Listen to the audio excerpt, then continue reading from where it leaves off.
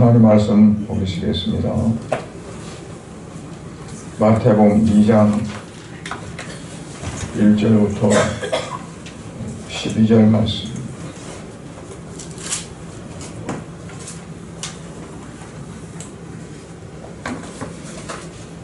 봉독은 1절부터 6절까지만 읽겠습니다. 마태복음 2장 1절부터 6절까지 읽습니다. 헤롯 왕 때 예수께서 유대 베들레헴에서 나심에 동방으로부터 박사들이 예루살렘에 이르러 말하되 유대인의 왕으로 나신 이가 어디 계시냐? 우리가 동방에서 그의 별을 보고 그에게 경배하러 왔노라 하니 헤롯 왕과 온 예루살렘이 듣고 소동한지라. 왕이 모든 대상과 백성의 서기관들을 모아 그리스도가 어디서 나겠느냐 물으니 이르되 유대 베들레헴에 오니 이는 선지자로 이렇게 기록된 바 온 유대 땅 베들레헴아 너는 유대 고을 중에서 가장 작지 아니하도다. 네게서 한 다스린 자가 나와서 내 백성 이스라엘의 목자가 되리라 하였음이니이다. 아멘. 하나님 아버지 은혜를 감사드립니다. 예수님께서 이 땅에 사람의 몸을 입고 오셔서 우리를 구속하시기 위해서 십자가에서 죽으시고 사흘 만에 부활하시고 하늘로 오르셔서 하나님보다 우편에 계시며 또 언젠가 다시 오셔서 그리스도 예수 안에서 오직 주의 말씀 안에 사는 그리스도의 백성들을 이제 하늘로 데려가 영원토록 살게 하기 위한 그 하나님의 크신 뜻을 통해서 이 땅에 오신 예수님을 우리가 기리면서 성탄을 맞이하며 대강절을 또 우리가 맞이합니다. 아버지 하나님, 이 시간도 말씀을 통해서 더욱더 하나님의 말씀 가운데서 은혜를 사모하고 주님의 주시는 성령의 충만함을 받기를 원합니다. 이한 시간도 주께서 함께하여 주시고 주님 또한 축복해 주시옵소서. 오늘 또 예배에 참여하지 못한 성도들이 있다면 아버지 어느 곳에 있든지 이 시간 영안에서 주님과 교통되어지는 시간이 되어지도록 은혜 베풀어 주시고 또 우리 양문교회 모든 성도들이 한결같이 주님과 늘 동행하는 그런 삶이 되어지도록 축복해 주시옵소서. 예수 그리스도의 이름으로 기도드리옵나이다. 아멘.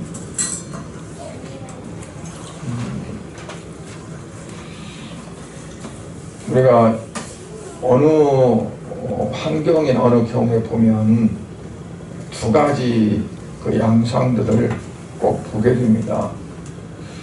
어떤 일이 있을 때 크게 보면 두 가지로 긍정적인 반응이 있는가 하면 부정적인 반응. 또 받아들이냐 그렇지 않으면 받아들이지 않느냐. 항상 크게 보면 두 가지로 이제 분류가 됩니다. 성경에서도 보면 마찬가지예요. 하나님 편에 서느냐 아니면 하나님을 등지느냐.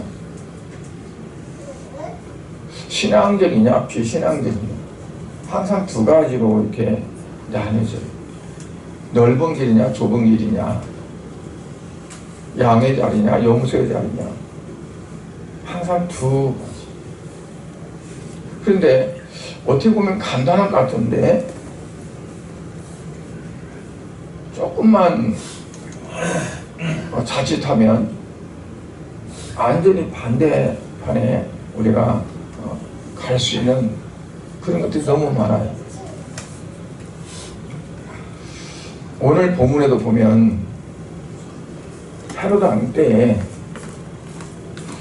예수님께서 이 땅에 오시게 돼요.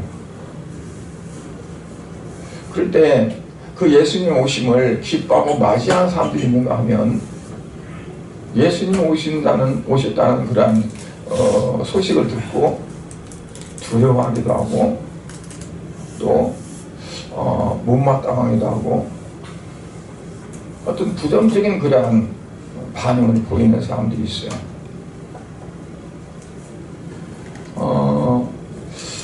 예수님이 이 땅에 오셨다는 어떠한 그러한 것들을 이제 직감하고 느꼈던 동방의 박사들 같은 경우는 그 멀리서 별을 보고 무작정 출발해서 어딘지도 모르고 그 별이 가는 대로 따라서 오게 됐죠. 그런데 그 박사들은 뭐 공부해가지고 박사비를 받아서 박사가 아니라 별을 보고 어떠한 시대나 또한 어떠한 흐름을 점치는 사람들이에요. 별을 보고. 근데 별을 보다가 이 별은 자 이거는 왕이 태어날 별이다. 그걸 직감하게 되고 그 왕께 경배하기 위해서 먼 길을 이제 온 겁니다. 그런데 이제 그 박사들이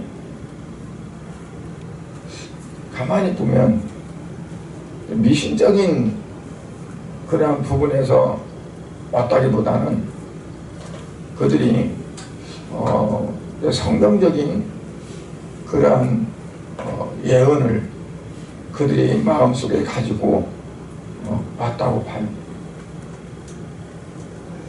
오늘 1절부터 2절을 보니까 팔강 때에 예수께서 유대 베들레헴에서 나시매 동방으로부터 박사들이 예루살렘에 와서 이제 말하는 거예요. 뭐라고 말하냐면 유대인의 왕으로 나시니까 어디 계시냐 찾는 거죠. 그러니까 그 듣는 사람들은 어떠냐면 무슨 말이야 뚱딴지같이 뭔 왕이 헤롯 왕이 있는데 또 무슨 왕이 태어났다는 거야 하면서 그들은 소동이 났다고 했어요. 그러니까 멀리서 왕이 났다는 말을 듣고 온 사람들이 있는가 하면 그 왕이 태어났다는 말을 듣고 소동이 일어나는 사람들이 있게 되어지는 거죠. 동방이라는 곳을 어디를 동방이라고 할까? 학자들에 의하면 아마 메대가 동방일 거야. 페르시아가 그럴 거야. 혹은 뭐 아라비아가 그럴 거야. 혹은 바벨론, 그리스, 뭐 혹은 인도 여러 가지 추측을 하면서 동방은 아마 그쪽 동쪽을 말할 거야라고 말하지만 확실한 거는 잘 모르고 분명한 것은 멀리서 왔다 하는 거가 확실한 거라고 이렇게 보여집니다. 어떤 사람들은 그 동방의 박사들이 어떤 자들이냐 아브라함의 이제 후처 그드라의 그 후손들이다 라고 말하는 사람이 있는데 그럼 뭐 또 이름까지 이렇게 말하면서 그런데 그런 부분들은 확실하지 않는 거고 뭐 수상에서 하는 얘기일 것 같고 그게 중요한 게 아니고 이들이 어떤 근거로 왕이라고 생각하고 그들이 왔느냐 하는 거죠. 그냥 뭐 세상적으로 생각했다면 별로 의미가 없는 거예요. 그런데 민수기 14장 17절 이제 중간부터 이제 보면은 한 빛이 야곱에서 나오며 한 규가 이스라엘에서 일어나서 모압을 이쪽에서 저쪽까지 쳐서 무찌르고 또 셋의 자식들을 다 멸하리로다. 그러니까 한 별이 야곱에서 나오고 그리고 한 규가 이스라엘에서 일어나서 이 규는 뭐냐면 왕권을 말합니다. 왕권. 그러니까 한 별도 왕을 말하는 거고 한 규도 왕권을 말하는 거거든요. 그렇다면 한 왕이 야곱에게서 나오고 또 한 왕이 이스라엘에서 나온다는 얘기예요. 그래가지고 모압이 이제 상당히 하나님을 대적하고 그러고 있었는데 그 모압을 이쪽 저쪽까지 무찔른다. 얘는 모압의 그 발락이 발람 선지자를 초청해서 이스라엘 백성들을 저주하도록 하기 위해서 무한히 애를 썼습니다. 많은 선물을 주면서 너가 저 이스라엘을 바라보고 저주한다면 내가 이 선물을 너에게 주겠다. 물질 공세를 하면서 이스라엘 백성들을 하나님이 저주하도록 그렇게 유도했어요. 왜냐하면 하나님이 그들을 보호하고 하나님 지켜주시는 한은 우리가 저들을 해할 수 없다 하는 걸 너무 잘 알았기 때문에 가장 중요한 것이 뭐였냐면 하나님이 등을 돌리고 이스라엘 백성들을 저주하는 거라고 생각했어요. 그래서 그 발람을 초청해가지고 발람으로 하여금 이제 그 이스라엘 백성들을 보면서 저주하도록 그랬는데 오히려 저주하기는커녕 축복을 하고 또 축복을 하고 그랬었죠. 근데 그 발람의 입에서 나온 예언입니다. 민수기 4장 10절 말씀이. 그러니까 하나님께서 그 야곱에게서 이스라엘에게서 한 주왕 나와가지고 왕이 나와서 모압 이쪽 저쪽까지 다 준다. 셋은 셋의 다수는 아벨을 대신해서 하나님 주신 그 사람이 셋인데 그 우선들을 다 멸한다는 거냐? 그 셋의 자손 가운데서 모압에 속한 자들 그들을 하나님께서 치신다고 하는 그러한 이제 예언이 됩니다.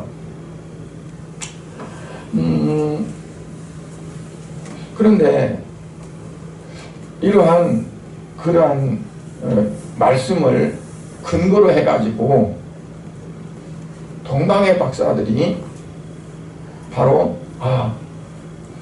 하나님께서 예언했던 그 왕이 태어났구나 해서 왔다는 거예요. 그 말을 들었던 헤롯이 두려워합니다. 그리고 어떻게 이걸 처리하지 하면서 고민을 합니다.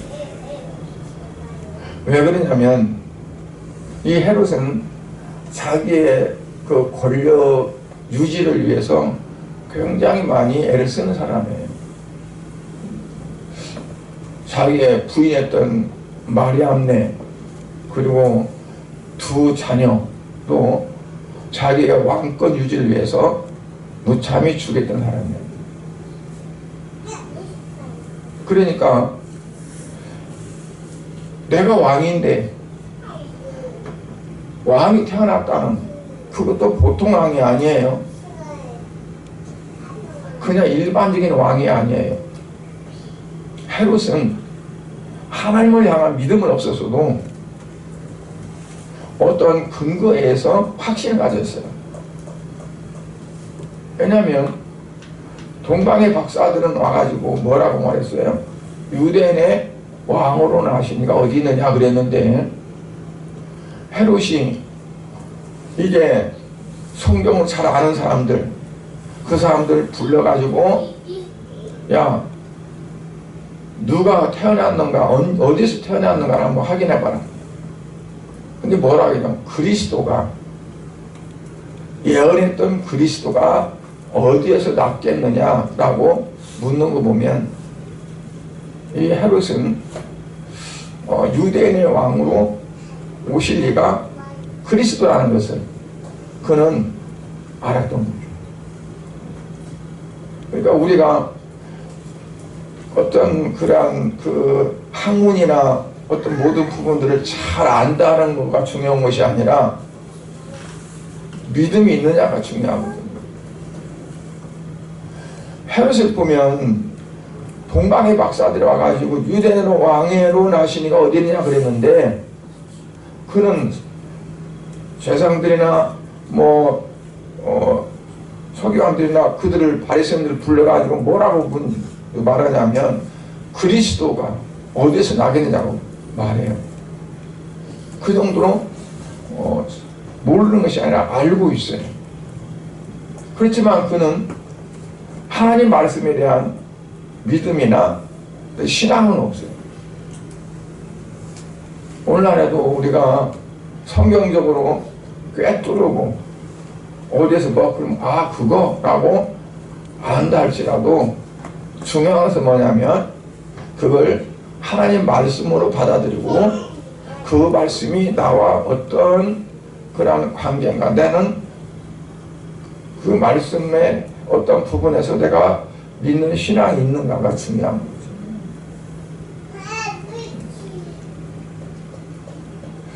거죠. 그런데 이러한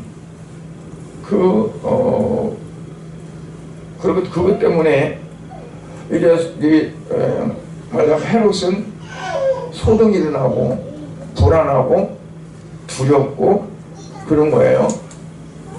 그런데 그 예루살렘 모든 백성들도 소동했다고 그랬어요. 헤롯은 하나의 권력의 당사자잖아요. 왕권의 당사자이기 때문에 그렇다고 하는데, 그러면 예루살렘 그 주민들 같으면 어때 할까요? 왕이 태어났어? 그들은 뭐냐면 메시아적인 신앙이 있는 사람들입니다. 메시아. 왜냐하면 오랫동안 요새에 침략을 받았고, 그리고 지금 현재도 로마의 지배를 받고 있고, 로마의 세금을 내고 있고, 로마 총독부가 있어서 그 총독부에서 중요한 모든 것들은 다 로마에서 관할하고, 자기들 자치적으로 한다 할지라도 중요한 부분은 다 로마에서 관할하는 거죠. 그래서 그들에게는 뭐냐면 메시아 신앙이, 메시아가 와서 우리를 구하고 우리를 독립시키고 정권적으로도 저 로마로부터 해방시키고 물질적으로도 풍성하게 우리를 해방시키고 하는 것들이 그들에게 바람이 있었는데, 그렇다면 헤롯이 그리스도라고 그렇게 말했듯이 일반 그 예루살렘의 사람들이 그렇게 유대인의 왕을 봤다면 어떨까요? 기대가 부풀고 그리고 좋아하기 시작이죠. 그런데 왜 그들이 두려워하고 소동이 났을까요? 헤롯뿐만 아니라 예루살렘 모든 사람들이 두려워했다고 했습니다. 그런데 그러한 부분을 놓고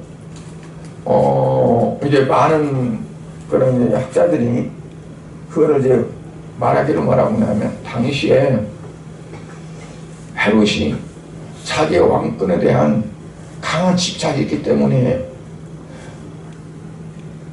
다시 어떤 왕이 태어나왔다고 할 때 그 헤롯이 어떻게 할 것인가, 예민해져 가지고 자기 왕권을 보호하기 위해서 살벌한 정책을 펴지 않을까 하는 두려움감이 있었다는 거예요.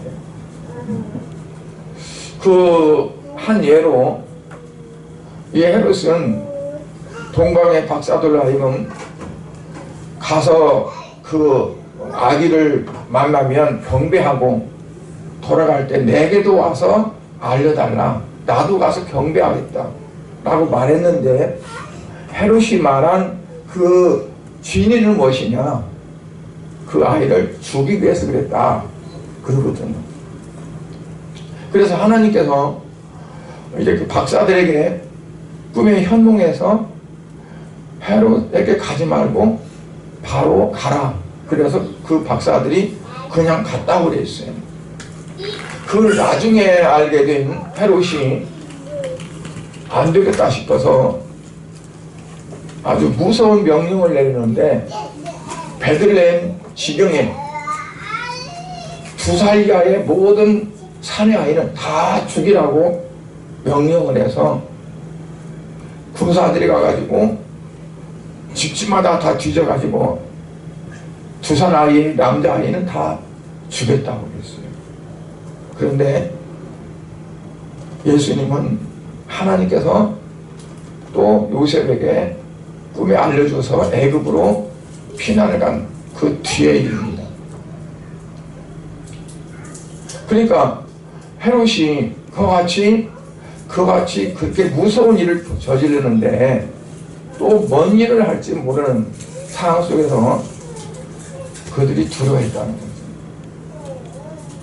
그러니까 하나님께서 이루고자 하신 어떤 뜻이 표면으로 드러났을 때 그게 어떤 때 우리는 그걸 받아들이느냐.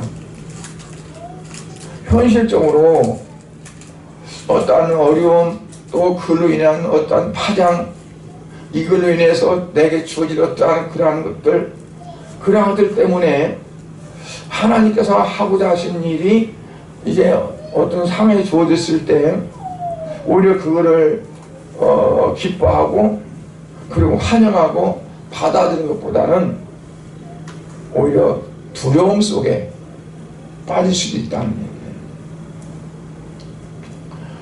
얘기예요. 만약에 예수님이 금방 이 땅에 오셔서 재림하시고 심판하러 오신다. 그건 우리가 성경에서 약속된 말씀이고 언젠가는 있을 것이라고 우리가 믿고 있잖아요. 그런데 그게 현실화돼 가지고 예수님 지금 금방 오신다고 했을 때 어떨까요? 저와 여러분은 두려워서 떨면서 어떻게 하지? 하는 쪽에 있을까요? 아니면 주님 오셨어. 그리고 지금 오셔. 그러고 기쁘고 반가워서 맞이할 준비를 하는 그 편에 서 계실까요? 한번 생각해 보면 좋을 것 같아요. 지금 금방 오신다면 어떨까요? 저는 언젠가 꿈에 막 예수님 오신다는 거예요. 그러면서 하늘이 막 붉게 타올라요. 그래서 막 맞이할 준비를 한다고 막 부산을 떨고 그러면서 그 안중에도 뭐냐면 이왕이면 교회가 있다가 맞이하는 게 낫지 않을까 해서 교회를 빨리 막 준비해 가려고 하는데 금방 막 하늘이 막 붉어지고 막 그러더라고요. 그래서 준비하다가 깬 일이 있거든요. 만약 주님이 그렇게 오신다면 두려워서 막 숨는 편이 들까요? 아니면 예수님 마주에 서 막 그냥 준비하는 그런 편에 서게 될까요? 한번 그렇게 실적으로 그렇다고 생각하고 가정하고 한번 생각을 한번 해보시는 것이 어떨지 그래요. 지금 그 예루살렘에 있는 사람들은 그냥 아기가 태어난 거예요. 그런데 그 아기가 지금 왕은 아니잖아요. 그렇죠? 아니 응악 태어났는데 이 아기가 금방 왕이 돼가지고 여봐라 그러고 그런 거 아니잖아요. 그런데도 두렵고 막 소동이 일어났어요.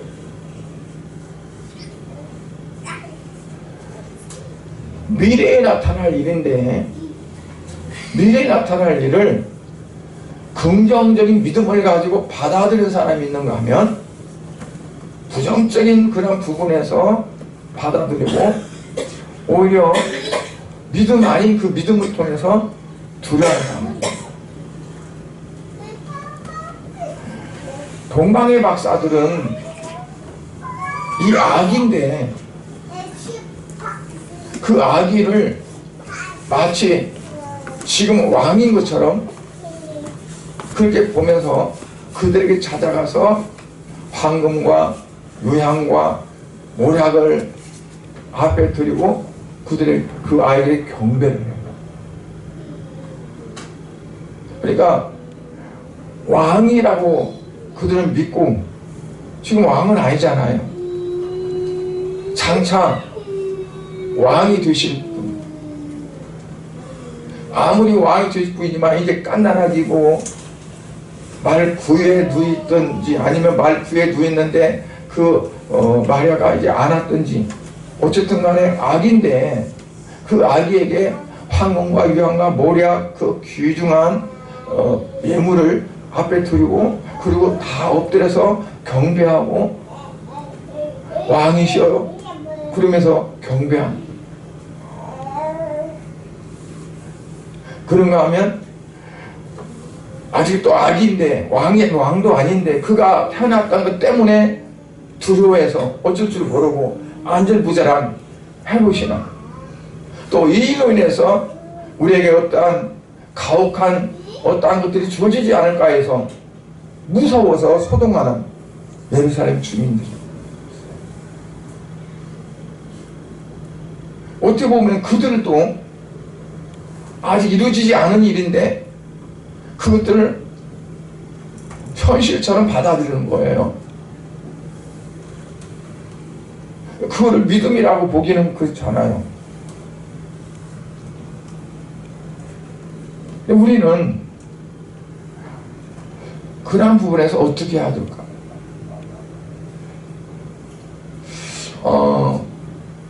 물론 헤롯이나 또 그 당사자가 아니지만 헤롯으로 인해서 파장이 자기들에게 어떤 나쁜 영향이 올까 싶어서 두려워했던 그 예루살렘 주민들, 그들은 우리가 아니지만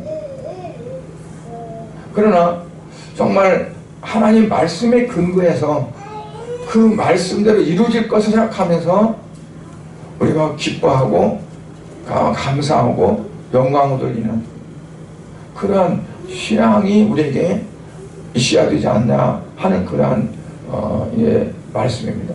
아멘. 그러고 보면 동방에서 온 그 박사들은 정말 그들은 말씀에 입각한 그러한 믿음을 가진 자들이 아닌가 싶어요. 이름이 누군가는 그런 건 상관이 없고 먼 그 발람이 예언했던 그때부터요 예수님이 태어난 그 연대를 따지면 약 1400년쯤 됩니다. 1400년. 이사야 선지자가 예언한 거는 한 700년이라고 할 때 발람 선지자가 예언한 거는 한 1400년 전쯤으로 돼요. 1년, 2년도 아니고 1400년 전에 예언했던 그 예언한 그 말씀을 이걸 가지고 지금 나타나는 어떠한 그런 현상들을 그 말씀을 입각해서 현실로 받아들이고 그들이 정말 어린 아기를 보고 왕으로 여겼던 그 믿음이 얼마나 큰가. 그러고 보면은 그 동방의 박사들이요 어떤 별을 보고 어떤 운세를 보고 뭘 보고 하는 걸 떠나서 이들은 하나님 말씀을 근거로 해서 그렇게 봤다는 걸 크게 가장 우리가 본받아야 될 그런 부분이 아닌가 싶습니다.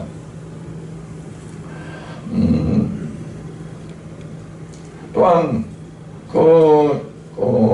예루살렘 주민들이 소동을 일으킨 또 하나의 이유를 보면 그들이 그리스도를 영접할 준비가 되지 않기 때문에 그랬다는 거예요. 맨날 죄악된 그런 삶만 살았지. 그들이 정말 하나님의 붙들림 받아가지고 그리고 말씀에 붙들려서 정말 그리스도를 기다리는 그러한 기다리는 신앙, 그게 되지 않았다는 거죠. 오늘 우리도 어떠한 신앙을 기다리냐면 주님을 기다리는 재림 신앙. 예수님께서 언제 오시든지 오실 텐데 오실 그 예수님을 내가 어떻게 맞이할 수 있을까 하는 항상 그 상황을 놓고 우리가 신앙생활을 한다면 아무렇게나 예수를 믿지는 못하리라고 봐요. 왜냐하면 내 삶을 놓고 좀 어떠한 일이 있어서 그걸 그냥 피할 수 있는데 이걸 그러지 못하니까 하나님 앞에 내가 나가는 거를 그냥 내려놓고 포기하고 내가 이것 먼저 선택하고 내가 주님 앞에 서는 그것보다도 세상의 어떤 것에 붙잡혀서 그것에 더 내가 기울어지는 우리의 어떤 그 삶의 중심이 내가 어디에 더 기울어져 있는가. 주님을 기다리고 주님을 향한 믿음에 내가 더 무게를 두고 있는가, 아니면 세상적인 어떤 것에 이것을 내가 놓치기 힘들고 이렇게 하지 않으면 안 되고 해서 이것 때문에 내가 주님 앞에 소홀해질 수 있는가 하는 거가 더 중요하다고 봐요. 왜 그러냐면 우리의 믿음의 생활이 눈에 보이지 않고 이게 현실적으로 어떤 그렇게 막 느껴지지 않고 그렇기 때문에 이것은 그냥 가볍게 생각하고 우선 물질적이고 또 인간 관계 또는 뭐 여러 가지 상황 이것들이 비중을 더 두어서 우리가 신앙생활을 소홀히 할 수 있는 것들이 너무 많다는 얘기예요. 오늘 정말 먼 데서 그냥 1400년 전에 그것도 사무엘 선지자처럼 그런 사람도 아니고 발람의 입에서 나온 그 예언이 이건 진짜 이건 그리스도구나 라고 생각해서 멀리에서 찾아서 왔던 그런 공방의 박사들과 같이 자기의 모든 것들 다 내려놓고 가까운 곳에 다니고 어딘지도 모르고 무작정 출발했던 그 사람들, 그들은요 하나님의 그 오래전에 예언했던 그 말씀이 너무 자기들을 사로잡고 있었어요. 말씀에 붙잡혀 있었어요. 그러니까 그 별을 보고 찾아 우리가 하나님의 말씀에 얼마나 붙들려 있고 붙잡혀 있느냐. 세상 것이 더 붙잡혀 있고 세상의 인맥에 더 붙잡혀 있고 물질에 붙잡혀 있고 모든 것이 더 내가 더 붙잡혀 있으면 아무리 내게 어떤 말씀이 와 닿아도 그 말씀보다는 내가 육신적인 것 붙잡힌 것에 내가 더 비중을 둘 수밖에 없어요.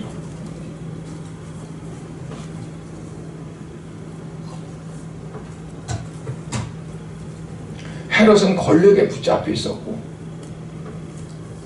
예루살렘 사람들은 자기들의 안위에 붙잡혀 있었어요.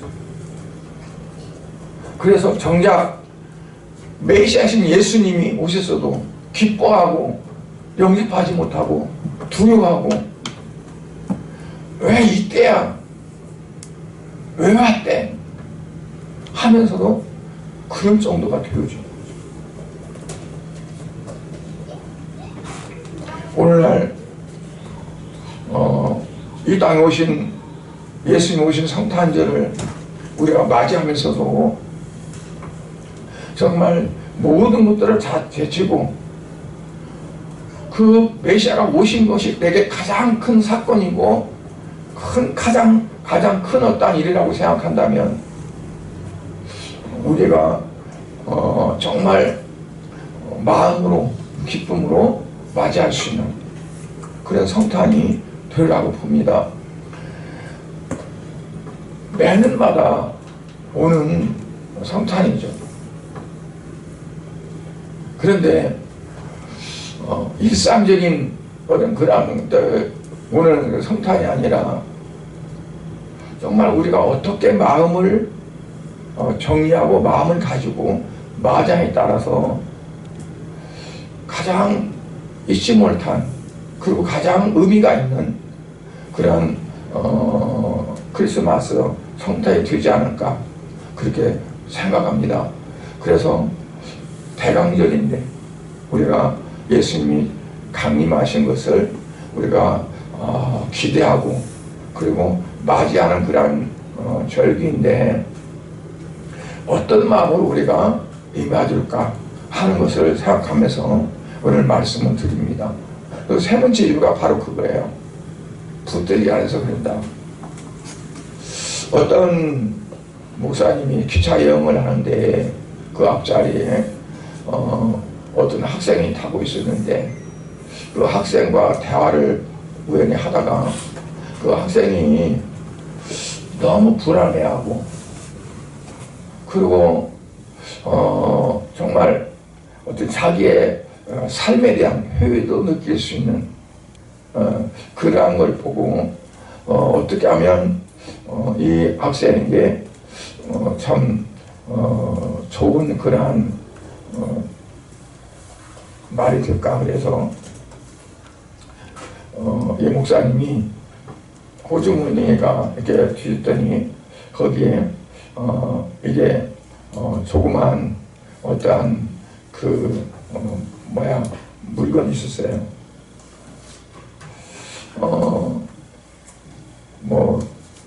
이렇게 조그마한 이렇게 손칼이 있었는데 그 칼을 책에다 딱 세워놓고 한 손으로 세워놓으면서 내가 이 오른손을 놓으면 이 칼이 책 위에 그대로 서 있겠느냐 그러면 넘어지겠느냐 물으니까 그 학생이 말하기를 아니 그 분명히 넘어지죠. 우리가 어떻게 설 수 있습니까? 그나마 기차가 가고 흔들리는데. 그러니까 그 목사님 하는 말씀 뭐라 했냐면 아니 이건 분명히 선다. 안 넘어진다. 이건 말도 안 돼요. 어떻게 그게 설 수 있어요? 그럼 내가 보여줄게. 그러면서 왼손으로 그 칼을 손으로 싹 옮겨 잡고 오른손을 놓습니다. 자, 안 넘어졌지? 아니, 그 손을 잡았으니까 그건 분명히 안 넘어지죠. 놓으면 넘어지죠. 그때 이제 그 목사님이 그 학생이 하는 말이 그랬어요. 그래, 맞아. 하나님께서 하나님의 손으로 붙잡고 있으면 넘어지지 않아. 아무리 기차가 휘둘려도 넘어지지 않아. 마찬가지로 너가 하나님의 손에 붙들린다면 네가 아무리 어려운 환경에 처하든지 어떤 상황에 처하든지 넘어지지 않을 수 있어 라고 말하니까 이 학생이 그 말씀을 듣고 그가 참 마음에 흔들렸던 그리고 불안했던 그러한 것들이 이제 쓰였다는 말이 있어요. 그래요.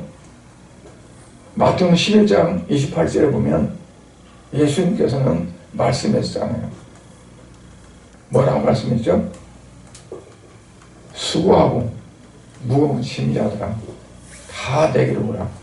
내가 너희를 쉬게 하리라.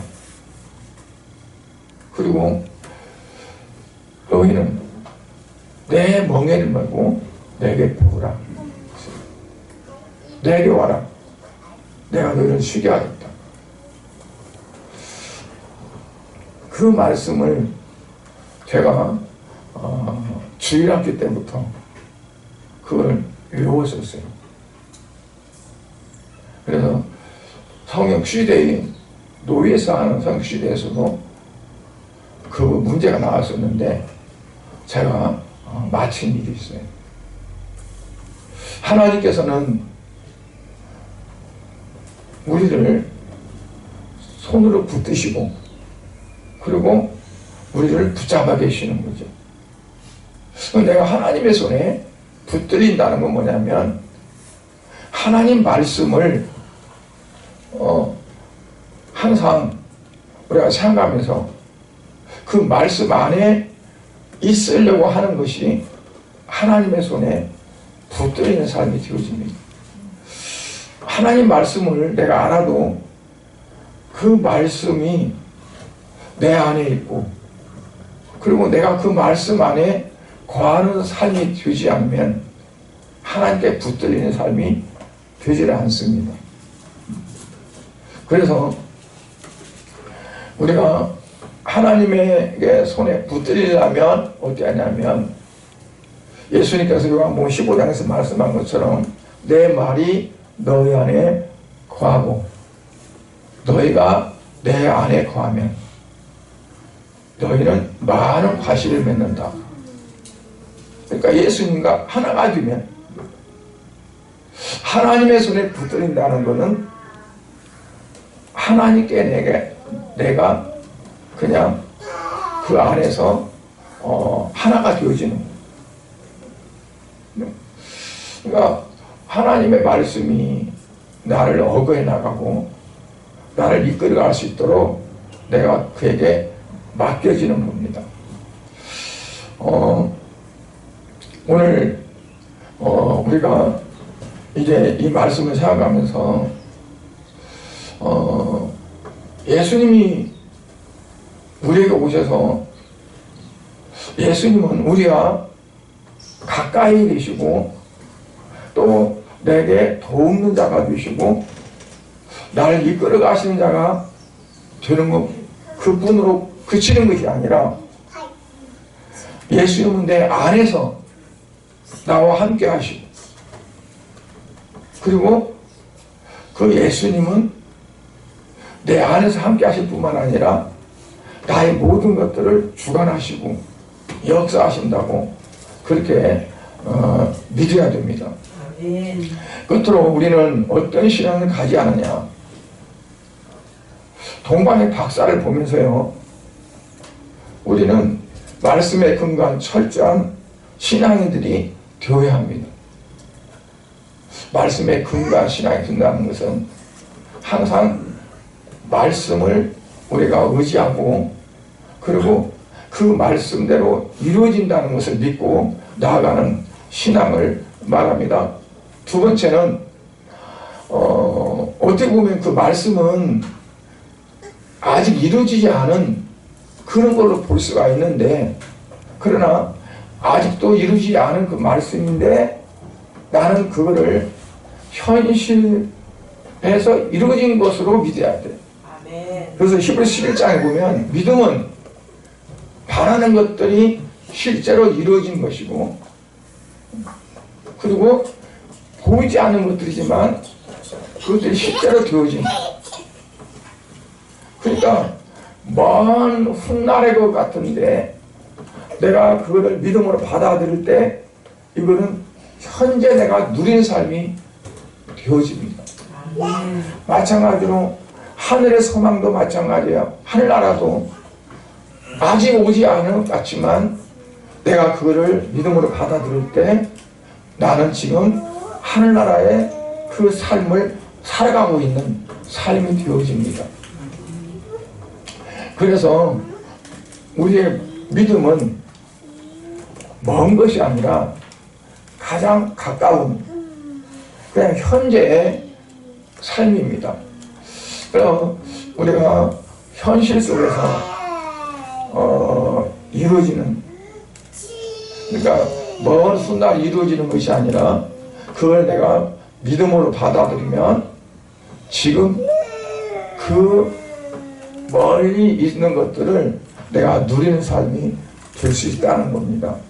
그게 시간과 공간을 초월하는 거죠. 우리가 이 땅에 살아가는 것은요, 천국을 맛보는 삶입니다. 맛보기. 천국을 누리는 삶이 되어집니다. 미리 누리는 것이 되어집니다. 뭘로? 믿음으로. 그러니까 믿음은 멀리 있는 것 같은데 그게 시간 공간을 초월해서 내가 지금 그 위에 서 있고 그리고 그 위에 사는 삶이 되어지는 거죠. 훗날에 이루어지는 것만 보는 게 아니라, 그래서 이 땅에서 우리가 100%의 천국의 삶은 아니고 그래도 큰 마트에 가서 맛보기 시식 코너에서 시식하는 것처럼 맛보는 삶이 될 수 있어야 돼요. 아, 이런 거구나. 그리스도 안에 살아가는 삶은 이런 거구나. 예수를 믿는 삶은 이런 거구나. 그게 우리가 느끼지도 못하면 아직도 내 안에 그걸 믿음으로 받아들이지 않고 있는 거죠. 그리고 만약 그렇지 않는다면 조그만 현실적인 그런 일이 부딪히면 우리는 두려움에 휩싸이고 무서워할 겁니다. 소동이 일어날 겁니다. 왜냐하면 믿음에 확신이 없으니까. 내가 또 이런 거 아니야? 뭐가 이럴 거 아니야? 그러면서 두려워하게 됩니다. 그러니까 조그만 어떤 일에 내가 금방 두려워하고 막 흔들리고 그런다면 난 아직도 말씀 위에 서 있는 믿음이 약하다고 봐야 돼요.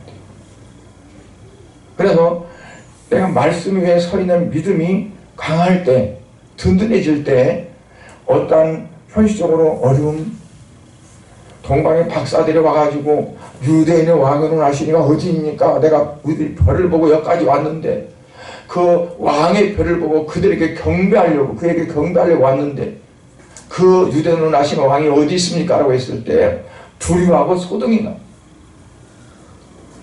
왜요? 그 그리스도가 오실 때 자기들이 어떠한 그러한 삶이 켜진다는 그 믿음이 없으니까.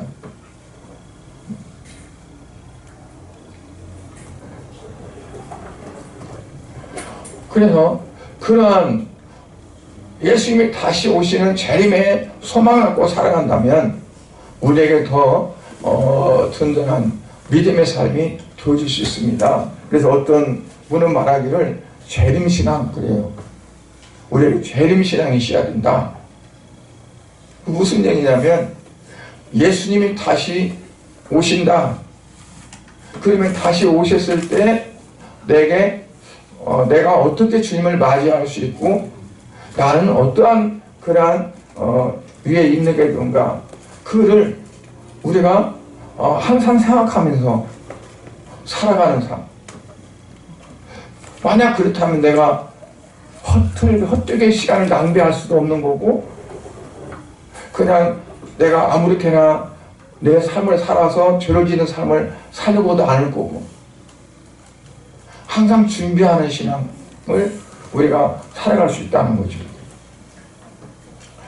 그래서 예수님이 탄생하셨다는 소식을 들은 사람들의 그 반응 속에 저와 여러분은 어떤 편에 서서 맞아들일까 하는 것이 오늘의 말씀의 중요한 겁니다. 중요합니다.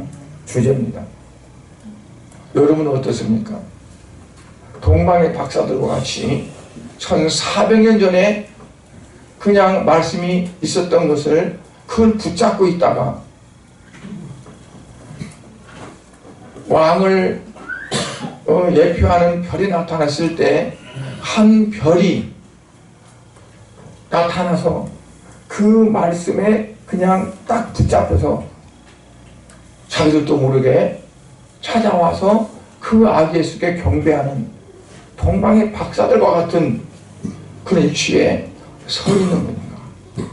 아니면 내 어떠한 현실적인 내가 지금까지 가지고 있던 그것도 놓칠까 싶어서, 또는 어떠한 다른 좋지 않은 여파들이 올까 싶어서 두려워해서 떠는 헤롯이나 예루살렘 주민들과 같은 그러한 위치일까?